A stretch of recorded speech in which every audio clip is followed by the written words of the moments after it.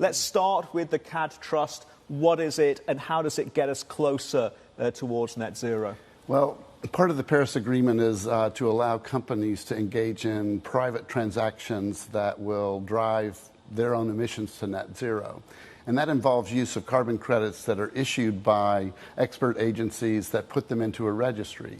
We have multiple systems doing that right now globally. What the CAD Trust does is it harmonizes all of those so that they present the data in a common format and brings it together in a central sort of an ecosystem so that for traders or analysts or government officials, there's a portal where you can see it all in one place. It's data, but it's essential that we have data people can trust in planning their pathways to net zero. So it's quite clearly a reaction towards addressing the issue of greenwashing. So just walk us through how verifiable, how accountable these standards are.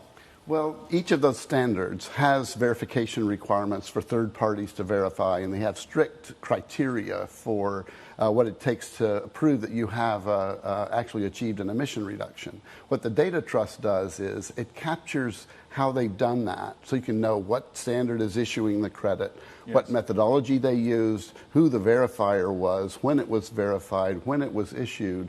And you can do your due diligence a lot easier if you're an investor because all the information is there formatted in the same way. So, Dirk, tell me this. I mean, the CAD Trust, how does it fight back against lack of standardization in carbon markets? Because, I mean, the problem is, I mean, what counts as a carbon credit depends who you ask, right, sometimes. Right. There's a separate initiative underway called the Integrity Council on the Voluntary Carbon Market that Mark Carney helped to launch a little over a year ago. And that institution is setting a threshold standard that each of the carbon crediting standards, be it in the Middle East or in the U.S. or in Europe, will need to meet that, I think, in order for investors to have confidence in the credits. What the CAD Trust does is it assembles all of that data, but it'll also enable us to label it, that it has the attributes of what they're calling core carbon principles. That's our aspiration. So it's done with labels and puts a big spotlight on it. So analysts like in your organization will be able to look at it and everybody can make their own judgments.